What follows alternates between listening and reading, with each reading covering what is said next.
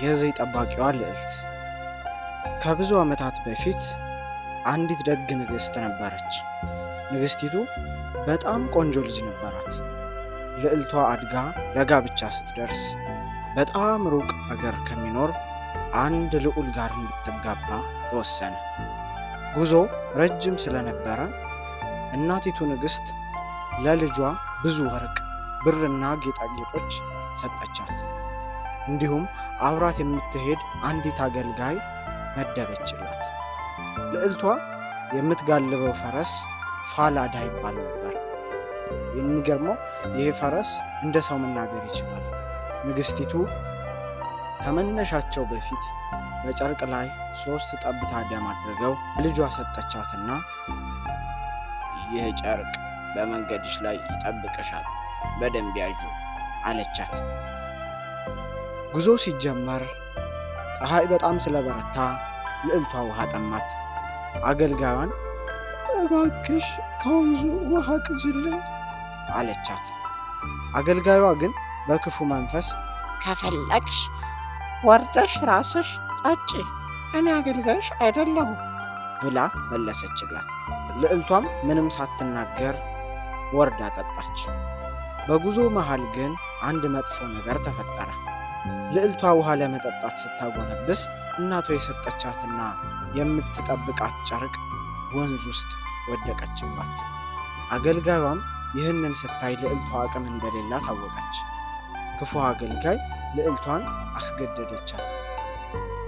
የልዕልት ልብስሽን አውልቂና የኔን አሮጌ ልብስ ልበሽ አለቻት። ይህንን ምስጢር ለማንም እንዳትናገሪ፣ ካልሆነ ግን እገድልሻለሁ ብላ አስማለቻት። አገልጋዩዋ የልዕልቷን ፈረስ ፋዳላን ጋልባ ቤተ መንግሥት ገባች። እውነተኛዋ ልዕልት ግን እንደ አገልጋይ ሆና ተከተለቻት። ልዑሉ አገልጋዩዋን እውነተኛዋ ልዕልት መስላው ተቀበላት። እውነተኛዋን ልዕልት ግን ማንም አላወቃትም ነበር። ንጉሡም ሥራ እንዲሰጣት ስላዘዙ ኩርቲን ከምትባል ትንሽ ልጅ ጋር እዚህ እንድትጠብቅ ተመደበች። ክፉ አገልጋይ ግን ፋዳላ የሚባለውን ፈረስ ሚስጥሩን እንዳይናገር ፈርታ እንዲገደል አደረገች። ልዕልቷ በጣም አዘነች። የፈረሱን ራስ በበሩ ላይ ሰቀለችው።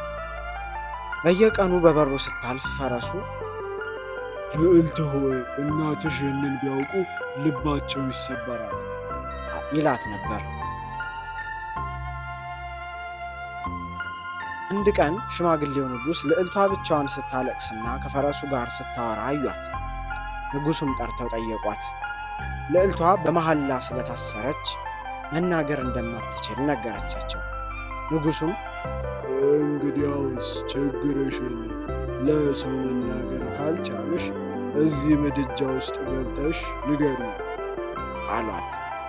ልዕልቷም ምድጃው ውስጥ ገብታ ስቃይዋን ሁሉ ተናገረች። ንጉሡም በመቃብሩ ቀዳዳ በኩል ሁሉንም ሰማ። ወዲያውኑ እውነተኛዋ ልዕልት መሆኗን አወቁ። በመጨረሻም ንጉሡ ለክፉ አገልጋይ የራሷን ቅጣት ራሷ እንድትወስን ንገሯት። አገልጋዩም ክፉ ቅጣት ተቀጣች። ልዑሉ እውነተኛዋን ልዕልት አግብቶ በደስታ መኖር ጀመሩ።